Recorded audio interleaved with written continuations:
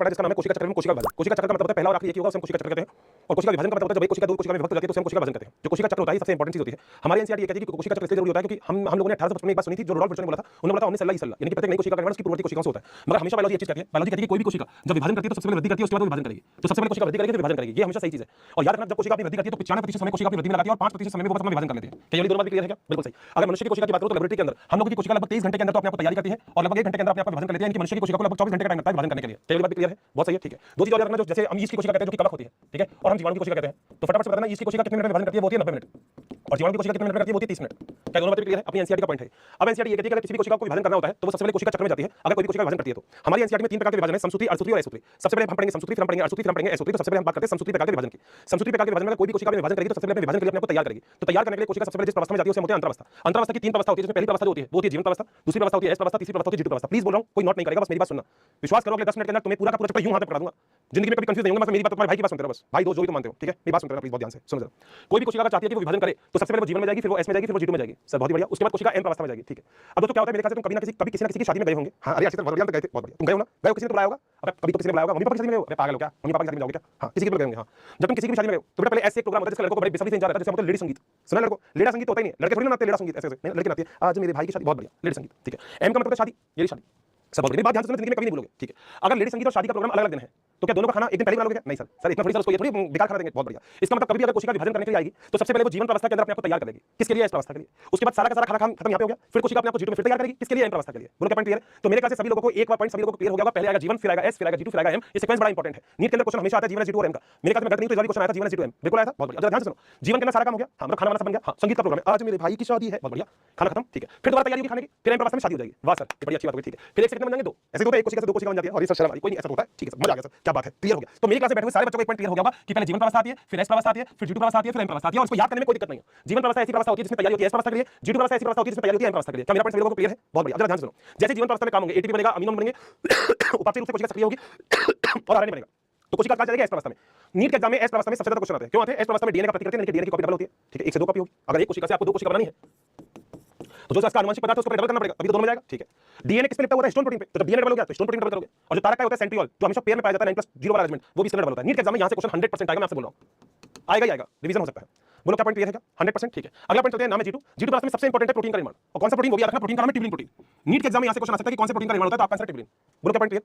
अगली जो चीज आती है वो क्या आती है? अगली चीज ये आती है कि आपकी टोटल कितनी अवस्था में होती है। याद रखना जो जीवन होती है, ये 11 घंटे की, ये 8 घंटे की, ये 4 घंटे की, 1 घंटे की, तो कितने घंटे हो गए? 23 घंटे, और 23 से टोटल 24 बताए थे मैंने आपको, सही है। एम अवस्था में कोशिका अपने आप से डबल हो जाती है, बहुत बढ़िया, समझ आ गया। अब सुनो, अगर कोई कोशिका विभाजन नहीं करना चाहती तो क्या होगा? वृद्धि तो करेगी, विभाजन नहीं करेगी, ठीक है। तो अगर मान लो ये कोशिका यहाँ पे आई, मगर यहाँ पे मान लो मैं इसको जीवन है, तो ये वाला अग्र जीवन हो गया, ये पश्च जीवन हो गया, तो पश्च जीवन में एक चेक पॉइंट होता है, चेक कर जा कोशिका की क्या हो गया? अरे रुकना तरह, तेरे पास एटीपी है, हां, तेरे पास अमीनो अम्ल है, हां, तेरे पास उपापचय एटीपी है, हां, तेरे पास नहीं, वो तूने बनाया नहीं, तो बेटा कोशिका को वापस पीछे भेज दिया जाता है।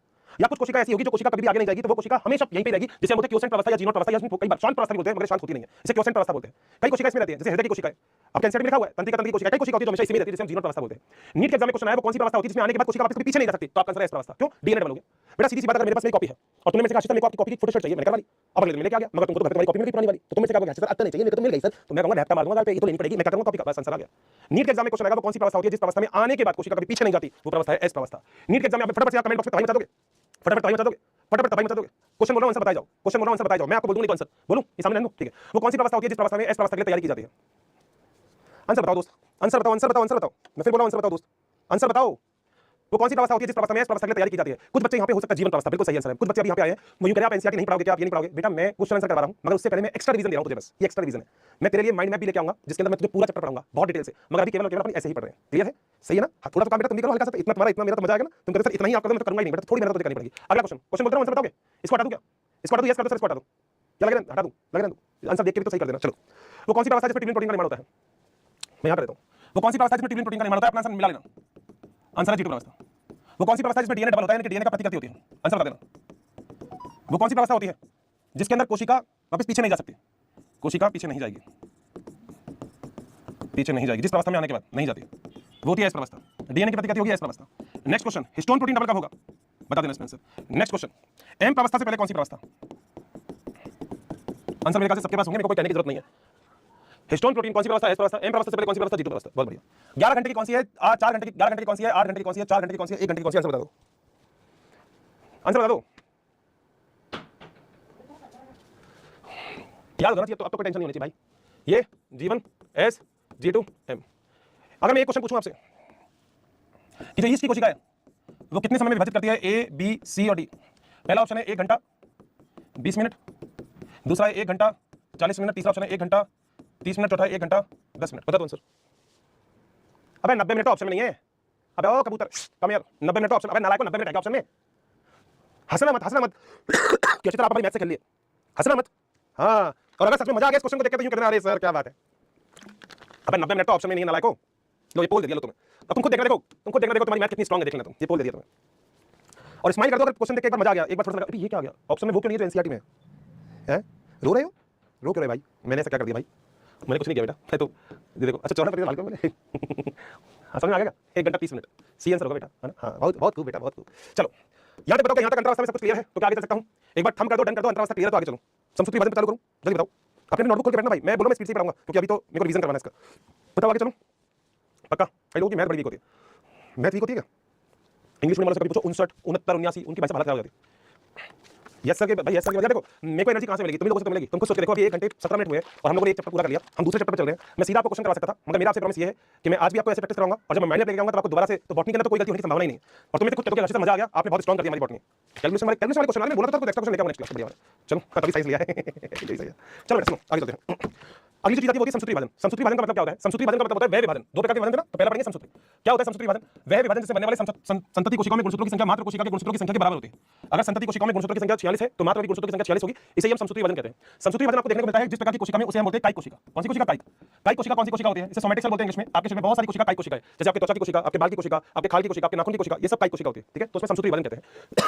समसूत्री विभाजन को इंग्लिश में माइटोसिस बोलते हैं। बोलो क्या पॉइंट क्लियर है? तो याद रखना होता क्या है? होता है कि कोई भी कोशिका है, अगर उसको विभाजन करना है तो सबसे पहले तो वो अपना आकार बढ़ाएगी, आकार बढ़ाने के बाद विभाजन कर लेगी। बोलो बात सही? यानी कि अगर इस कोशिका में गुणसूत्र 46 है तो इसमें भी 46 होंगे, इसमें भी 46 होंगे, इसमें भी 46 होंगे। कोशिका अपना आकार बढ़ाने के लिए सबसे पहले अंतरावस्था करती है। जो अंतरावस्था होती है वो 3 प्रकार की होती है, स्टेज में आपको बता दी, पहले जीवन होती है, फिर एस होती है, फिर G2 होती है। सही है? ये टोटल मिला के 23 घंटे की होती है, ये भी आपको पता है। उसके बाद 1 घंटे में विभाजन हो जाता है, जिसे हम समसूत्री विभाजन कहते हैं। ये असली विभाजन है समसूत्री। समसूत्री का विभाजन होता है, इस समसूत्री विभाजन में 2 चीज होती है। पहले होता है केंद्रक का विभाजन, जिसे हम कैरियोकाइनेसिस कहते हैं। फिर होता है कोशिका द्रव्य का विभाजन। जो केंद्रक विभाजन होता है उसमें 4 अवस्था होती है। पहले नीट के एग्जाम को पीएमटी बोलते थे, मगर एट ए टाइम की बात हो रही है तो ये लिख दो, पीएमटी बोलते थे पहले नीट के एग्जाम को, तो एट ए टाइम की बात। ठीक है, प्रोफेज, मेटाफेज, एनाफेज और टेलोफेज। उसके बाद कोशिका द्रव्य विभाजन के बाद 1 से 2 कोशिका बन गई। बताओ यहाँ तक पॉइंट क्लियर है? यार देखो प्लीज ये मत कहो क्या स्पीड से, मैं ये इसलिए पढ़ा रहा हूं कि मेरे को आपको क्वेश्चन करवाने हैं। मेरे ख्याल से सारे लोग आपको क्वेश्चन नहीं कराएंगे, मैं इसलिए कर रहा हूं कि आज आप घर पे जाके जो आपका पहले पॉइंट में, पहले मिनट में जो अपना आपस में कमिटमेंट हुआ है कि मैं जो पढ़ाऊंगा आपको घर पे जाके पढ़ना है, तो उससे पीछे मत हटना यार, प्लीज मत हटना। मैं बहुत मेहनत कर रहा हूं तुम्हारे साथ ना, तो प्लीज मेरे को मेहनत चाहिए तुम्हारी। मतलब देखो आप खुद मानो, इस लेक्चर के बाद अगर आपका इस लेक्चर पे कमेंट नहीं आएगा ना, तो फिर मुझे लगेगा कि मेरी मेहनत खराब गई। मतलब यहाँ पे अगर आप इस पे सपोर्ट नहीं करोगे तो भी मुझे लगेगा। मैं तो केवल थ्योरी क्वेश्चन करवा दूंगा, ये नहीं करूंगा, मैं करवा दूंगा, मगर मैं चाहूंगा आपको 2 अलग जगह पे रिवीजन कराऊं कि आपकी और तैयारी अच्छी हो जाए दोस्त। 1 महीने का टाइम में बहुत अच्छा करना है। तुम्हारा सिलेक्शन होगा तो मुझे सबसे ज्यादा खुशी होगी, सबको होगी, मैं भी उनसे एक होऊंगा। ठीक है, आ जाओ। अब समसूत्री विभाजन ऐसे होता है, सबसे पहले अंतरावस्था, इंग्लिश में लिखा है कोई दिक्कत नहीं, प्रोफेज, मेटाफेज, एनाफेज, टेलोफेज, यही होता है। ऐसे ही याद करना, इसको बहुत आसान रहता है। एक कोशिका से 2 कोशिका बन गई। अब बस मेरी बात सुनते रहना तो कहीं कोई दिक्कत नहीं आएगी। सुन रहे हो ध्यान से? बहुत बढ़िया, सुनो। अंतरावस्था के अंदर कोशिका अपने आप को तैयार कर लेती है। इसका मतलब कोशिका 3 प्रवस्था से होकर निकल जाती है, जीवन प्रवस्था, एस प्रवस्था, G2 प्रवस्था। जीवन प्रवस्था और एस प्रवस्था, G2 प्रवस्था में कोशिका जैसे अपने आप को तैयार करती है तो सबसे पहले प्रोफेज प्रवस्था में जाती है। एनसीईआरटी प्रोफेज को 2 पार्ट में डिवाइड करती है, अग्र और पश्च। हां, मगर मैं केवल प्रोफेज को प्रोफेज ही बता रहा हूं। जो प्रोफेज होता है इसके अंदर क्या होता है, ध्यान से सुनना, और कमेंट बॉक्स में अगर तुम्हें आता हो तो बस थंब और दिल बना देना कि सर बहुत बढ़िया, सारे पॉइंट क्लियर हो गए। प्रोफेज के अंदर क्या होता है, जो तारकाएं होते हैं ध्रुव की तरफ जाने लगते हैं। प्रोफेज के अंदर केंद्र झिल्ली और केंद्रिका विलुप्त होने लगती है। प्रोफेज के अंदर सारे के सारे कोशिकाएं गायब होने लगते हैं। प्रोफेज के अंदर जो क्रोमैटिन मटेरियल था जो फैला हुआ था, अब वो साथ-साथ संगठित होकर गुणसूत्र का निर्माण करते हैं। प्रोफेज के अंदर कोशिका के अंदर बाकी जितने भी कोशिकाएं होते हैं, गोल्गी का, एंथोपेटा, जालिका वगैरह, सारे के सारे इधर-उधर विलुप्त हो जाते हैं। विलुप्त होने का मतलब गायब नहीं होते, वो झिल्ली के अंदर बांध के किनारे पे रख देते हैं। तो ये पहला काम हो गया प्रोफेज में। अगला काम होता है मेटाफेज। मेटाफेज का मतलब होता है मिड में, M for metaphase, M for morphology, यानी कि गुणसूत्र की मॉर्फोलॉजी, आकारिकी का अध्ययन किया जाता है, वो मेटाफेज होता है। मेटाफेज के अंदर जो तारकाएं होते हैं वो बिल्कुल ध्रुव पे पहुंच जाते हैं और इनसे तर्कु तंतु निकल जाते हैं। तर्कु तंतु को स्पिंडल फाइबर बोलते हैं। ये तर्कु तंतु आपको याद करना, मैंने अभी बताया था, तर्कु तंतु सेंट्रोमियर जो होता है उसके ऊपर जो 2 काइनेटोकोर होते हैं उनसे जाके चिपक जाते हैं और सारे के सारे जो गुणसूत्र होते हैं वो मध्य पट्टिका पर आ जाते हैं। क्योंकि सारे गुणसूत्र मध्य पट्टिका पर आ जाते हैं इसलिए इसे मेटाफेज बोलते हैं। मेटाफेज के बाद अगली चीज होती है एनाफेज। एनाफेज में जो सेंट्रोमियर होता है इसका विभाजन हो जाता है। सेंट्रोमियर का विभाजन का मतलब सेंट्रोमियर विभक्त हो जाएगा। ये देखो अब ऐसे ना, जब तो ये गुणसूत्र ऐसा हो जाता है इस अवस्था के बाद, तो यहां से सेंट्रोमियर का विभाजन हो जाएगा, तो आधा गुणसूत्र ऊपर चलेगा, आधा गुणसूत्र नीचे। बोलो बस आप सुनना जरा ध्यान से, डिटेल पढ़नी तो आगे पढ़ाऊंगा, जब मैं माइंड पे इसको बताऊंगा, अभी तो नॉर्मल ये गुणसूत्र याद आ रहे हैं, ये गुणसूत्र याद आ रहे हैं। ठीक है, अब ध्यान से देखो, यहाँ पे कोशिका झिल्ली भी विभाजन करने को तैयार हो रही है। बाद में आएगा टेलोफेज। टेलोफेज के अंदर क्या होता है, जो गुणसूत्र होते हैं वो अलग-अलग कुछ जगह पे पहुंच जाते हैं, केंद्र झिल्ली वापस आ जाती है। बहुत बढ़िया, सब कुछ उल्टा कर दो जो प्रोफेज में किया था। केंद्रिका जो होती है वो भी वापस आ जाती है, जो गुणसूत्र होते हैं वो ऐसे संगठित होकर क्रोमैटिन का निर्माण करते हैं, बिल्कुल, और सारे के सारे कोशिका यहाँ पे आ जाते हैं। इसके बाद कोशिका द्रव्य का विभाजन होता है, एक कोशिका से 2 कोशिका बन जाती है। इसका सीधा सा मतलब है कि अगर इस कोशिका में 4 गुणसूत्र हैं तो इसमें भी 4 होंगे, इसमें भी 4 होंगे, यहाँ पर गुणसूत्र 8 हो जाते हैं, यहाँ पे फिर से 4 होंगे और यहाँ पे फिर देखा जाए तो 4 ही हो जाएंगे। हर सर गुणसूत्र 8 के हो गए। अपनी जिंदगी में कभी एक बात बोलना जो मैं आज आपसे बोल रहा हूँ, क्या सर क्या बात? मैंने एक बात बस यहाँ पे लिखा हूं जो आपको कभी नहीं बोलनी। अगर कभी भी आपको गुणसूत्र की संख्या पूछे कि गुणसूत्र की संख्या क्या होती है, तो आप हमेशा उससे बोलना सेंट्रोमियर की संख्या। जितने सेंट्रोमियर है उतने ही गुणसूत्र की संख्या होती है। बोलो क्या पॉइंट क्लियर? इसका मतलब ये होता है सेंट्रोमियर, कभी मत भूलना, ये होता है सेंट्रोमियर, ये जो बीच में बनाया, ये होता है सेंट्रोमियर, ये जो बीच में बनाया। आपको हमेशा यही काउंट करना है। अगर आप ध्यान से देखेंगे तो मैंने जो डायग्राम अभी आपको बनाया ये वाला, इस डायग्राम के अंदर देखो यहाँ पे कितने सेंट्रोमियर है, 1 2 3 4, तो 4 लिखा। यहाँ पे कितने हैं, 1 2 3 और 4, तो 4 लिखा। मगर यहाँ पे सेंट्रोमियर का विभाजन हो जाता है, सेंट्रोमियर विभाजन। तो कितने कितने गुणसूत्र हो गए? 1 2 3 4 5 6 7 8। नीट के एग्जाम में कभी क्वेश्चन है कि वो कौन सा फेज होती है जिसके अंदर गुणसूत्रों की संख्या डबल हो जाती है, तो आपका आंसर कौन सी अवस्था है? एनाफेज अवस्था। बाद में वही टेलोफेज और चीजें खत्म। बोलो क्या पॉइंट क्लियर है बेटा? क्वेश्चन इसके बाद ही कराऊंगा बेटा, एक तो थ्योरी क्लियर कराऊंगा फिर क्वेश्चन कराऊंगा बेटा, ऐसे मत करो यार। मैं मेहनत कर रहा हूं तो अभी क्वेश्चन इसके बाद ही बेटा क्वेश्चन होंगे, थ्योरी तुमको 10 मिनट में रिवाइज करवा रहा हूं एक्स्ट्रा बेटा ये, बट थ्योरी करवा रहा हूं बार-बार, ऐसे पूछोगे तो कैसे होगा? डन है क्या? डन कर दो, एक बार थंब कर दो अगर पॉइंट क्लियर है तो। एक बार थंब बना दो फिर आगे चलते हैं। बेटा ये एक्स्ट्रा पढ़ा रहा हूं, आज आपको मेरे को क्वेश्चन नहीं करवाने थे मगर मैं थ्योरी इसलिए करवा रहा हूं कि आप क्वेश्चन को और अच्छे से समझ पाओ। आज आपको घर पे रिवीजन करना है, फिर माइंड में एक बार और रिवीजन करवाऊंगा इसका। डन है? चीजें क्लियर हो गई बिल्कुल अच्छे से, कोई दिक्कत तो नहीं आ रही भाई? यार देखो मैं मेरा काम निपटा भी सकता हूं जल्दी, मगर मैं वो नहीं कर रहा। मैं तुम्हें ये इसलिए दिखा रहा हूं कि तुम्हें समझ में भी आए। ऐसा भी कोई बच्चा होगा जिसके टॉपिक थोड़े से वीक होंगे तो वो आज घर पे जाके अच्छे से पढ़ लेगा। इतनी मेहनत तुम भी मेरे साथ थोड़ी सी प्लीज, है ना? ऐसे मत करो, अच्छे से क्वेश्चन को कराऊंगा भाई, थ्योरी तुम्हारे सामने ले रहा हूं एक बार थोड़ा सा बस। ये समसूत्री वजन होता है। समसूत्री वजन जो होता है ये क्या क्या काम करता है? आपकी जो आकार बढ़ रहे हो आप समसूत्री वजन के द्वारा, अगर आपने किसी के प्यार में कर दिया वो मुझसे शालू प्यार नहीं करती तो बेटा जो आपकी कोशिका जो स्थान बढ़ेगी ये भी समसूत्री वजन के द्वारा, आपके बाल जो बढ़ रहे हैं ये भी समसूत्री वजन के द्वारा, आप जो अपनी हाइट इंक्रीज कर रहे हो ये भी समसूत्री वजन के द्वारा। तो समसूत्री वजन हमेशा यही काम करता है। आपकी एनसीईआरटी यहीं पे एक पॉइंट और लेती है कि लगभग सारी कायिक कोशिकाओं में समसूत्री वजन होता है, मगर कई बार जनन कोशिकाओं में समसूत्री वजन हो सकता है और उसका सीधा का सीधा आंसर एक ही है, हनी बी। हनी बी याद रखना अपवाद है ये। समसूत्री वजन जो होता है वो हमेशा कायिक कोशिका में होता है, मगर अगर कभी भी आपसे कोई इसका अपवाद पूछे तो इसका अपवाद है मधुमक्खी यानी कि हनी बी, क्योंकि हनी बी के अंदर तीन चीजें होती है, एक तो नर ड्रोन होता है, एक मादा होती है, क्वीन होती है। तो जो नर होता है उसमें 16 होते हैं गुणसूत्र। तो इसलिए आपकी एनसीईआरटी का पॉइंट है, इसलिए मैं आपको बता रहा हूं, ये एनसीईआरटी का पॉइंट है इसलिए मैं बता रहा हूं, और मेरे ख्याल से आपको शायद पता भी होगा, ठीक है? पता होगा, है ना? अच्छे से पता होगा, ठीक है? ये नर के अंदर यही होता है, नर के अंदर। और मादा मतलब वर्कर जो भी होती है, जो श्रमिक मक्खी होती है, और जो क्वीन होती है, जो रानी होती है, इनके अंदर गुणसूत्र होते हैं 32। तो एनसीईआरटी एक पॉइंट लिखा है, अगर आपने एनसीईआरटी पढ़ी है, अगर सच में आपने एनसीईआरटी का ये वाला पॉइंट देखा है तो एक बार दिल बना देना मुझे, जिसमें एनसीईआरटी लिखती है कि अपवाद स्वरूप कुछ ऐसी जनन कोशिकाएं होती है जिनमें समसूत्री वजन देखने को मिलता है और उसका आंसर मधुमक्खी है। अगर ये आपने सुना है, कहीं देखा है तो एक बार थंब बना दो, दिल बना देना मुझे, दिल बना दो तो मेरे को कंफर्म हो जाएगा कि हां आपने देखा है। बताओ क्या है? क्या देखा? क्या ये देखा तो बेटा दिल बना दो ना, फिर क्या दिक्कत है? देखा तो दिल बना दो, फिर देखा है तो, नहीं देखा तो कोई बात नहीं, देखा तो बना दो दिल। पॉइंट क्लियर है तो? क्लियर है मेरी बात? बहुत बढ़िया। आ जाओ अब बेटा, अगला जो विभाजन होता है वो होता है अर्धसूत्री विभाजन। अर्धसूत्री विभाजन डिटेल से मैं आगे पढ़ाऊंगा, अभी बस इतनी सी बात याद रखना। अर्धसूत्री विभाजन जो होता है डिटेल से आगे पढ़ाऊंगा, अभी नहीं पढ़ा डिटेल से। अर्धसूत्री विभाजन जो होता है उसमें एक कोशिका से चार कोशिका बनती है, ठीक है? अर्धसूत्री विभाजन में एक से कितनी बनती है? चार कोशिका बनती है, पहली बात तो ये। अब ध्यान से सुनना, अर्धसूत्री विभाजन में एक कोशिका होती है, मैं आपको पढ़ा नहीं रहा हूं, अभी ओवरव्यू दे रहा हूं, ठीक है? ये सबसे पहले अपना आकार बढ़ाएगी, आकार बढ़ाने के बाद इस कोशिका से दो कोशिका बन जाएगी, इसके बाद ये कोशिका भी अपना आकार बढ़ाएगी, ये कोशिका भी अपना आकार बढ़ाएगी, इस कोशिका से दो कोशिका बनेगी और इस कोशिका से दो कोशिका बनेगी। तो अर्धसूत्री विभाजन में एक कोशिका से चार कोशिका बनती है, ठीक है? रफ डायग्राम बना रहा हूं, इसे हम बोलते हैं अर्धसूत्री, मतलब ये तो वही होगी जिसे हम बोलते हैं अंतरावस्था। अंतरावस्था इंटरफेस बोलते हैं। इसमें तो वही प्रावस्था होती है जो आपने पढ़ी है, G1 S और G2। बता देना यार, अब तो मेरे ख्याल से आपको आता ही होगा सब कुछ, तो आपको तो वापस एग्जाम देना है कि अगर इस कोशिका में गुणसूत्र 46 थे तो इसमें गुणसूत्र 46 रहेंगे। इसके बाद यहां पे होता है अर्धसूत्री प्रथम। कौन सा विभाजन होता है? अर्धसूत्री प्रथम। बता देना कि इस रिवीजन से तुम्हें मजा आया नहीं आया। अर्धसूत्री प्रथम में सबसे पहले केंद्र विभाजन प्रथम होता है, कोशिका विभाजन प्रथम होता है। तो पहले केंद्र विभाजन करेंगे। केंद्र विभाजन में पहला होता है प्रोफेज प्रथम, मेटाफेज प्रथम, एनाफेज प्रथम और टेलोफेज प्रथम, ठीक है? उसके बाद कोशिका द्रव्य विभाजन होगा। कोशिका द्रव्य विभाजन बोलो बस सही। प्रोफेज प्रथम की कुछ अवस्था है जिसमें लैक्टोटीन, जाइगोटीन, पैकाइटिन, डिप्लोटीन और डाइकाइनेसिस। ले जा पेरीडा आप लोगों ने पढ़ा हुआ है मेरे ख्याल से बहुत अच्छे से। 46 के बाद यहां पे रहेगा 23 अर्धसूत्री प्रथम के बाद। अर्धसूत्री द्वितीय में यहां पे होता है इंटरकाइनेसिस, इंटरफेज नहीं होता, इंटरकाइनेसिस होता है। यहां पे भी गुणसूत्र 23 रहते हैं, तो यहां पे गुणसूत्र आ जाते हैं 23 और 23। ये विभाजन होता है अर्धसूत्री द्वितीय। तो अर्धसूत्री द्वितीय समसूत्री के समान होता है, इसमें भी सारा वही काम आएगा। केंद्र विभाजन होगा पहले, केंद्र विभाजन में prophase second, metaphase second, anaphase second और टेलोफेज सेकंड, और उसके बाद यहां पे ये जो होगा ये वो होगा कोशिका द्रव्य विभाजन सेकंड। बताओ क्या पॉइंट क्लियर है? तुम्हें पता है मैं तुम्हारे सामने ये सब कुछ बना के क्यों दिखा रहा हूं कि तुम लोगों को इतना विश्वास हो जाए कि तुम्हारा टीचर भी बिना देखे सब कुछ बता सकता है, तो तुम भी कर सकते हो मेरा काम। तुम्हारे अंदर भी काबिलियत होनी चाहिए। तैयार हो समझने के लिए? थम मत देखो, ये तुम कहते हो सर आप कैसा क्यों? मैं तुमको जगाए रखता हूं कि तुम सो नहीं जाओ। जिंदगी में कभी अर्धसूत्री वाला नहीं समझ में आया तो आज समझ में आएगा। बताओ थम बना दो एक बार, कह दो सर एक बार चालू कर दो, दिल बना दो, कह दो सर एक बार चालू कर दो, मैं पार्टी लेता हूं। बताओ भाई कर दूं? तैयार हो? पक्का? रेडी? सुनो भाई और ध्यान से सुनना। नीट के एग्जाम में कभी ध्यान से नोट्स हो तो सामने रखना, नहीं तो सामने देखना प्लीज, क्योंकि मैं आपने सब कुछ पढ़ा हुआ है, मैं तो रिवाइज करवा रहा हूं। अगर कोई भी एक कोशिका से चार कोशिका बनेगी तो विभाजन होगा अर्धसूत्री विभाजन। अर्धसूत्री विभाजन में जिस कोशिका का विभाजन होता है मियोसाइट कहते हैं। ये आपकी जनन कोशिका में होता है, आपके शुक्राणु का निर्माण और आपके अंडाणु का निर्माण इसी प्रकार के विभाजन से होता है जिसे हम अर्धसूत्री विभाजन कहते हैं। अर्धसूत्री विभाजन में एक से चार कोशिका इसलिए बनती है क्योंकि इसमें अर्धसूत्री प्रथम होता है और अर्धसूत्री द्वितीय होता है, दोनों विभाजन होते हैं। अर्धसूत्री प्रथम तो प्रॉपर अर्धसूत्री है, मगर अर्धसूत्री द्वितीय समसूत्री के समान है, क्योंकि समसूत्री का मतलब समान 23 आओ, तो अर्धसूत्री द्वितीय हमेशा समसूत्री के समान होता है। बहुत बढ़िया। सबसे बड़ी अवस्था जो होती है वो अर्धसूत्री प्रथम की, केंद्र विभाजन प्रथम की प्रोफेज प्रथम होती है, और प्रोफेज प्रथम सबसे बड़ी अवस्था होती है अर्धसूत्री विभाजन की। ये समझ में आ गया तो नीचे कहीं भी डाउट नहीं आएगा। प्रोफेज में 5 अवस्था होती है, मेरे साथ बोलो, बोलो मेरे साथ पक्का? प्रॉमिस है तुम्हारा? हर्षित का गोरिल्ला आर्मी का प्रॉमिस है भाई, झूठ मत बोलना प्लीज। पहले बोलो लैक्टोटीन, याद रखना ले जा पेरीडा। क्या ले जा पे डी डा। मैं स्कूल पेट वगैरह से आपको नहीं याद करवाऊंगा, ऐसे याद करवाऊंगा तो नीट में ये भी लिखाएगा और यही लिखाएगा। देखो बोलो ले जा पेरीडा, तो ले से लैक्टोटीन, जा से जाइगोटीन, पे से पैकाइटिन, डी से डिप्लोटीन, डा से डाइकाइनेसिस। याद हो गया सबको? ले जा पेरीडा, लैक्टोटीन, जाइगोटीन, पैकाइटिन, डिप्लोटीन, डाइकाइनेसिस। सही है? अब जरा सुन लो, बाकी डिटेल माइंड में पढ़ाऊंगा। अब यहां पे देखो लैक्टोटीन में क्या होगा, एक बार बोलूंगा। लैक्टोटीन के अंदर जो क्रोमेटिन होता है वो संगठित होकर गुणसूत्र का निर्माण करता है, केंद्र धीरे धीरे गायब होती है, केंद्रिका जो होती है वो धीरे धीरे ध्रुव की तरफ वो गायब होने लगती है, और जो कारक होते हैं वो ध्रुव की ओर जाने लगते हैं। बहुत सर बहुत बढ़िया। जाइगोटीन जो समजात गुणसूत्र होते हैं, जो ये दोनों एक जैसे गुणसूत्र वापस पास आते हैं, समजात गुणसूत्र वो होते हैं जो एक जैसे होते हैं। यानी कि तुम्हारे शरीर में अगर 46 गुणसूत्र हैं, कितने गुणसूत्र तुम्हारे शरीर में? 46। तो तुम्हारे शरीर में 46 गुणसूत्र आए कैसे हर कोशिका में? तुम्हारे गुणसूत्र में 23 आप तुम्हारी मम्मी से, ऐसे मम्मी बताते हैं, और 23 तुम्हारे पास आए तुम्हारे पापा से। तो इसका मतलब अगर तुम्हारे पास कोई भी कोशिका है तो उसके अंदर दो जो गुणसूत्र होंगे ना वो हमेशा जोड़े में होंगे। जोड़े का मतलब अगर एक गुणसूत्र तुम्हारा तुम्हारी मम्मी से आता है, देखो मम्मी, तो जो दूसरा गुणसूत्र होगा वो तुम्हारे पापा से आएगा। हमेशा ऐसा ही होता है। तो तुम्हारे पास सारे गुणसूत्र के जोड़े हैं। एक नंबर का गुणसूत्र मम्मी से आया तो एक नंबर का गुणसूत्र पापा से आएगा, दो नंबर का मम्मी से आएगा तो दो नंबर का पापा से आएगा, तीन नंबर का मम्मी से आएगा तो तीन नंबर का पापा से आएगा। पापा स्मार्ट है ना? तो पापा साहब बड़े स्मार्ट हो, बड़ा हॉट लग रहा है। मम्मी तभी तो पापा के साथ है, पापा मम्मी है ना, पापा के अपने आप बढ़ जाते हैं। ज्यादा ब्यूटीफुल तो मम्मी लग रही है ना?